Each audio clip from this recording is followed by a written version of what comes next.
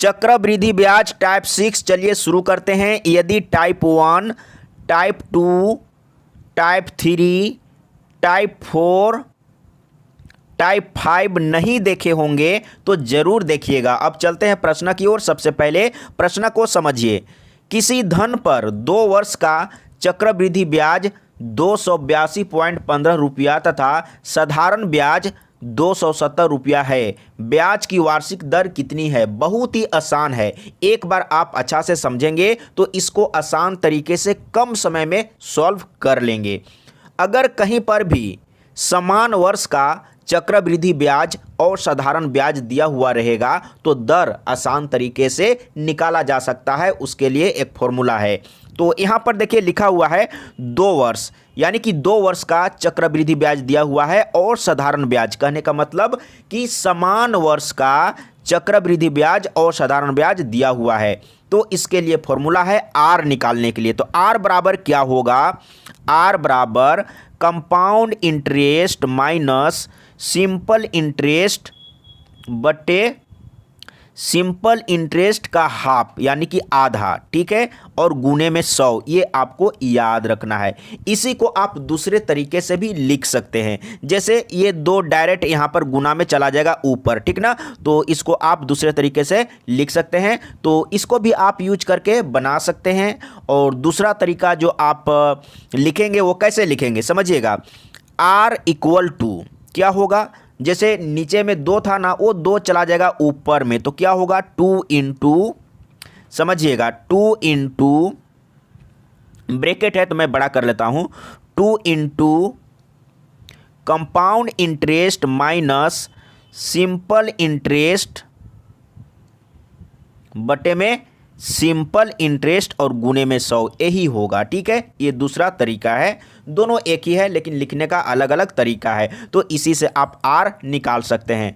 तो याद रखिएगा, सबसे पहले यहाँ पर क्या करेंगे, ऊपर में देखिए कंपाउंड इंटरेस्ट और सिंपल इंटरेस्ट का अंतर है। तब आपको क्या करना है? कंपाउंड इंटरेस्ट और सिंपल इंटरेस्ट का अंतर आपको मालूम कर लेना है। देखिए कैसे मालूम करेंगे, माइनस कर लीजिए, कितना है? 282.15 है।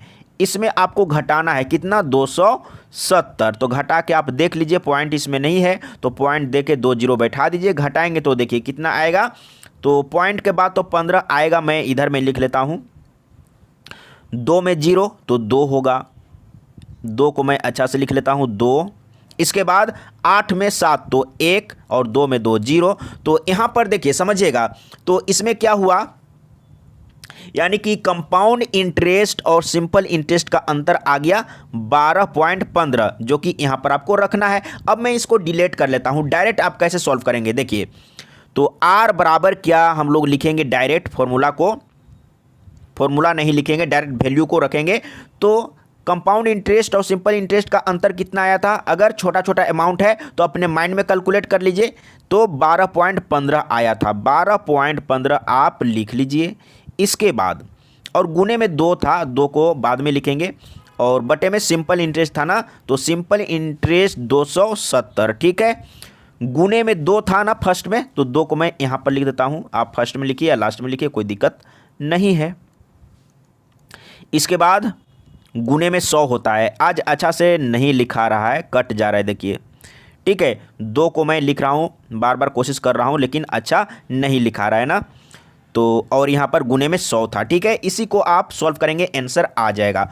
तो सबसे पहले ये पॉइंट को हटाइए, हटाएंगे तो क्या होगा, बटे में 2 अंक के बाद पॉइंट है ना, तो 1 लिख के 2 जीरो देना होगा, तो पॉइंट हट जाएगा। देखिए ये 100 और ये 100 कैंसिल हो गया। अब आपको इसको सॉल्व करना है, काटना है। तो कैसे काटेंगे देखिए, सबसे पहले 5 से काटिए। तो इसको 5 से काट रहे हैं तो क्या हो जाएगा, 5 पचे 25, 2 बच गया तो 20 हुआ, 5 चौके 20। मैं इसको फिर से लिख लेता हूँ, आज बहुत प्रॉब्लम हो रहा है। 5 पचे 25 हुआ था ना, इसके बाद 5 चौके 20 कट गया। अब क्या करेंगे, 5 से इसको काटेंगे, तो काट लेते हैं। तो 5 दूना 10, ठीक है, क्योंकि 12 है तो 5 दूना 10 होगा और 2 बचेगा, ठीक है, ध्यान दीजिएगा। तो 5 दूना 10, अच्छा से नहीं लिखा रहा है, मैं फिर से लिख लेता हूँ, 5 दूना 10। इसके बाद 2 बच गया तो 21 हुआ, 5 चौके 20, इसके बाद 1 बच गया तो 15 हुआ, 5 तिया 15। अब क्या करेंगे, तो अगर आप चाहेंगे तो ये 2 को और ये इसको काट लीजिए, 2 से काटिए तो ये 2 एकम 2 कट गया और 27 दूना 54 ये कट गया ना, और ये तो पहले कट चुका है। अब 27 से इसको काटेंगे, कैसे काटेंगे ये समझना है, मैं एक तरीका बता रहा हूँ। देखिए यहाँ पर 3 है ना, आप 27 में क्या चीज़ से गुना करेंगे कि फर्स्ट में 3 आएगा, तो 7 यहाँ पर है ना, तो 7 9 63 होता है, यानी कि 9 से अगर 9 से 27 को गुना करेंगे ना तो इतना आ जाएगा। इसका मतलब क्या हुआ कि 27 से ये 9 बार में कट जाएगा, है ना, कट गया, यानी कि सब कुछ कट गया। कितना आ रहा है, तो 9 आ रहा है, यानी कि 9%। तो देख लीजिए कहाँ पर है, ख ऑप्शन सही है। इसी तरीके से सॉल्व करते हैं, अगर कहीं डाउट हो जरूर बताइएगा। अब चलते हैं अगला प्रश्न 43 नंबर। इसमें क्या है, किसी धन पर एक निश्चित दर से 2 वर्ष का साधारण ब्याज 120 रुपया तथा चक्रवृद्धि ब्याज 124 रुपया है। ब्याज की वार्षिक दर कितनी है, यहाँ पर भी आपको निकालना है दर, यानी कि आर, और समान वर्ष यानी कि 2 वर्ष का चक्रवृद्धि ब्याज और साधारण ब्याज, यानी कि ये साधारण ब्याज और ये चक्रवृद्धि ब्याज दिया हुआ है 2 वर्ष का, यानी कि समान वर्ष का है। तो आर बराबर क्या होगा, अब डायरेक्ट यहाँ पर लिखेंगे 2 इंटू कंपाउंड इंटरेस्ट और सिंपल इंटरेस्ट में अंतर कितना हो रहा है, 4 हो रहा है ना। 124 में 120 घटाएंगे तो 4 आएगा ना, तो 4 आप यहाँ पर डायरेक्ट लिख लीजिए। इसके बाद बटे में सिंपल इंटरेस्ट यानी कि 120 और गुने में 100 होता है ना। यही काम तो आपको करना था। देखिए इस तरह का प्रश्न अगर आप नहीं सीखे रहेंगे तो यही प्रश्न अगर एग्जाम में आ गया तो 100% छूटना ही है। लेकिन मैं इतना आप लोगों को बताया हूँ, हर एक तरह का प्रश्न मैं आप लोगों को बता रहा हूँ। अगर आप सभी वीडियो को, सभी कॉन्सेप्ट को, सभी फॉर्मूला को सीख लेंगे, समझ लेंगे तो एग्जाम में प्रश्न नहीं छूटेगा। फटाफट काटिए, आंसर आ जाएगा। सबसे पहले 1 0 काटेंगे, इसके बाद 4 से 4 तिया 12 ये कट गया। अब क्या करेंगे, ऊपर में गुना करेंगे तो कितना होगा, ऊपर में 20 हो जाएगा और नीचे में क्या होगा, 3 है ना, नीचे में 3, ऊपर में 20 नीचे में 3। 3 से काटिए तो क्या होगा, 3 छक 18, ऊपर में 2 बच गया, 2 लिख दीजिए, नीचे में 3 रहेगा, यानी कि 6.2/3%। कहाँ पर है, ख ऑप्शन सही है। देखिए कितना आसान था। अब चलते हैं अगला प्रश्न 44 नंबर, और इसमें थोड़ा सा अंतर है। देखिए किसी धन का 3 वर्ष का साधारण ब्याज दिया हुआ है 1200 रुपया तथा 2 वर्ष का चक्रवृद्धि ब्याज 812 रुपया है। तो दर क्या है, दर निकालना है, लेकिन यहाँ पर समान वर्ष का नहीं है। 3 वर्ष का साधारण ब्याज है और 2 वर्ष का चक्रवृद्धि ब्याज है, तब आपको समान वर्ष में बदलना है। किसको बदलेंगे, जैसे 2 वर्ष का चक्रवृद्धि ब्याज है तो साधारण ब्याज को 2 वर्ष का आप निकाल लीजिए, 2 वर्ष का साधारण ब्याज निकाल लीजिए। अगर आप सोचेंगे कि 3 वर्ष का साधारण ब्याज है तो 3 वर्ष का चक्रवृद्धि ब्याज निकाल लेंगे, तो चक्रवृद्धि ब्याज 2 वर्ष का है, आप 3 वर्ष का नहीं निकाल पाएंगे। लेकिन अगर साधारण ब्याज दिया हुआ है 3 वर्ष का, तो आप चाहेंगे तो 1 वर्ष का साधारण ब्याज निकाल सकते हैं, 2 वर्ष का निकाल सकते हैं, 3 वर्ष का निकाल सकते हैं, 4 वर्ष का निकाल सकते हैं, लेकिन आप चक्रवृद्धि ब्याज को नहीं बदल पाएंगे। इसीलिए आप किसको बदलेंगे, साधारण ब्याज को। तो देखिए 3 वर्ष का साधारण ब्याज दिया हुआ है 1200, अगर 3 से डिवाइड करेंगे ना तो 1 साल का निकल जाएगा। 3 साल का 1200 है ना, तो 3 से डिवाइड कर दीजिए तो कितना आएगा, 400 आएगा ना, 400, ये 1 साल का है। अगर इसमें आप 2 से गुना करेंगे, 2 चौके 8, ये 2 साल का हो गया। अगर आप इसमें 3 से गुना करेंगे तो 3 चौके 12, ये 3 वर्ष का हो जाएगा। जो कि 3 वर्ष का तो दिया हुआ है, हमको 2 वर्ष का चाहिए था, क्योंकि 2 वर्ष का यहाँ पर चक्रवृद्धि ब्याज मालूम है। ठीक है, तो 2 वर्ष का साधारण ब्याज भी हो गया। तब आप फॉर्मूला से निकाल लीजिए। तो आर बराबर क्या होगा, आर बराबर आप डायरेक्ट लिखिए। ठीक है, फॉर्मूला को डायरेक्ट लिखिए। आर बराबर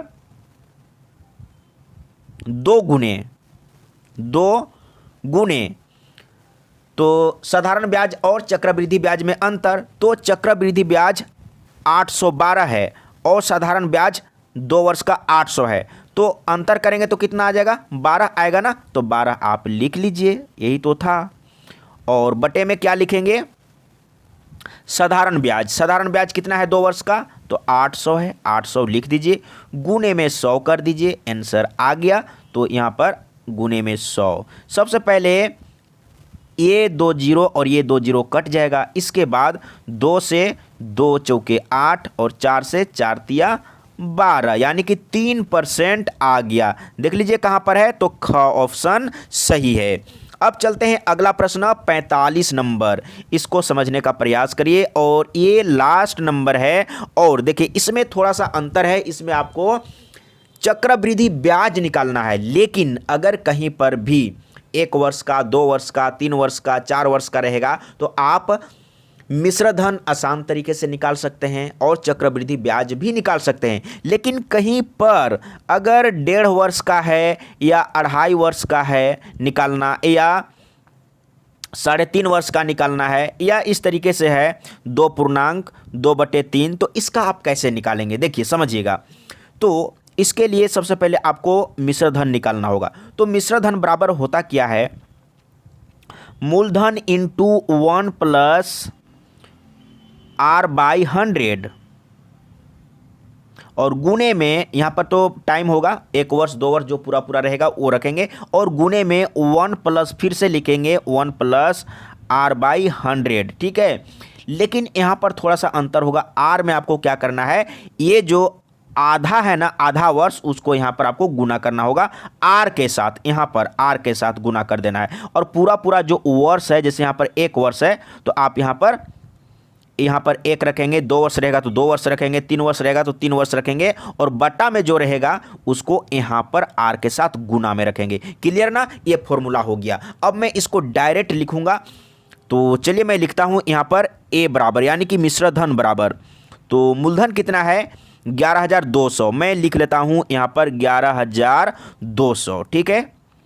इसके बाद इनटू क्या है 1 प्लस r/100, तो r कितना है 10%, r/100, और पावर में क्या देंगे, जैसे यहाँ पर पूर्णांक में 1 है ना, पूरा पूरी 1 वर्ष, तो यहाँ पर 1 रखेंगे पावर में। लेकिन 1 आप रखिए या ना रखिए कोई फर्क नहीं, क्योंकि पावर में 1 रखने से कोई फर्क नहीं पड़ता है, ठीक है, तो मैं नहीं रख रहा हूँ। इसके बाद गुना में क्या करेंगे, फिर से 1 प्लस r/100, यानी कि यहाँ पर r कितना है 10%, और मैंने क्या बोला था, सबसे पहले r/100 मैं लिख लेता हूँ, और मैं बोला था कि r में आपको गुना कर लेना है, किससे, तो ये जो आधा है ना उसको, तो यहाँ पर 1/2 कर देना है, ठीक है। इसी को सॉल्व करिए, आंसर आ जाएगा। तो सबसे पहला काम समझिएगा, 11,200 है ना, इसको मैंने लिख लिया, 2 को मैं अच्छा से लिख लेता हूं ताकि प्रॉब्लम ना हो, 11,200, ठीक है। इसके बाद इसको अगर आप सॉल्व करेंगे तो कितना आएगा, इसको माइंड में कैलकुलेट करिए, मैं पहले भी बता चुका हूं, 11/10 आएगा, है ना, 11/10 में गुना का चिन्ह फिर से लिखता हूं, 11/10, तो मैंने लिख लिया 11/10। यहां पर देखिए ये 2 से, यहां पर 2 था, 2 से काटेंगे ये 2, और यहां पर काटिए 2 से काटिए, ये कट गया, 2 × 10, ठीक है। और यहाँ पर 5 है और बटे में 100 है, इसको आप कैलकुलेट करेंगे तो कितना होगा, 21/20 होगा, क्योंकि 5 से इसको काटेंगे तो यहाँ पर 20 आएगा ना, तो आप सॉल्व कर लीजिएगा, ठीक है, काट के, तो कितना हो जाएगा यहाँ पर 21/20। इस तरीके से आपको डायरेक्ट भी सॉल्व करने के लिए आना चाहिए। तो यहाँ पर मैंने लिख लिया 21/20। सबसे पहले 2 जीरो काटेंगे, ये कट गया, फिर से 1 जीरो यहाँ से काटेंगे, और 2 से काटेंगे, इसको 2 से काटेंगे तो कितना होगा, मैं नीचे लिखूंगा 2 × 10 और 2 × 12 हो गया। इसके बाद आपको गुना करना है किससे, 11 से, मैं लिख लेता हूं एक बार 11, इसके बाद 21, ठीक है। तो सबसे पहले 11 से गुना करेंगे तो आसान होगा, देखिए 11 से गुना करेंगे तो क्या हो जाएगा, 11 × 66 के 6, इसके बाद 11 × 5 = 55, 55 और 6 कितना हो जाएगा, 61 हो जाएगा, तो मैं यहां पर लिख लिया 61।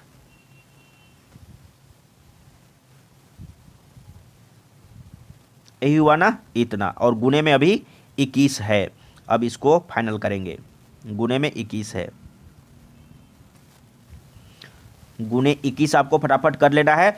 तो यहाँ पर मैं लिखूँगा, देखिए इधर में जगह नहीं है, यहाँ पर मैं लिखूँगा, ध्यान दीजिएगा। तो 1 से पहले गुना करेंगे, 1 से, तो इतना ही होगा ना, ज्यों कहते हो। इसके बाद 2 से गुना करेंगे तो 2 छक 12 और 2 एकम 2 और यहाँ पर 3 हो जाएगा और 2 छक 12, इतना होगा ना। मैं मिला लेता हूँ, 2 छक 12 के 2, 2 एकम 2 और 3, 2 छक 12, ठीक है। अब इसको जोड़िए, इसको जोड़ने पर कितना होगा, तो मैं इधर में नीचे लिख लेता हूँ यहाँ पर, ठीक है। 6 हो जाएगा, 2 और 1 3 हो जाएगा। इसके बाद 6 3 9 हो जाएगा। इसके बाद इधर में 12 ना, 12 हो रहा है, तो यहाँ पर 12 लिख दिया। अब ये क्या आया है, मिश्र धन कितना आया है, 12,936। याद रखिएगा, मिश्र धन कितना आया, 12,936, ठीक है। लेकिन हम लोग को निकालना है कंपाउंड इंटरेस्ट, तो क्या हो जाएगा, कंपाउंड इंटरेस्ट बराबर मिश्रधन माइनस मूलधन। तो मिश्रधन कितना आया, 12,936। इसमें आपको घटाना है 11,200, तो आप घटा दीजिए 11,200। तो यहाँ पर 2 जीरो है ना, तो 36 तो ज्यों का त्यों हो जाएगा, आप उतार लीजिए, आप तो घटाने जानते ही हैं। 9 में 2 घटाइए तो कितना, 7 आएगा ना, 7।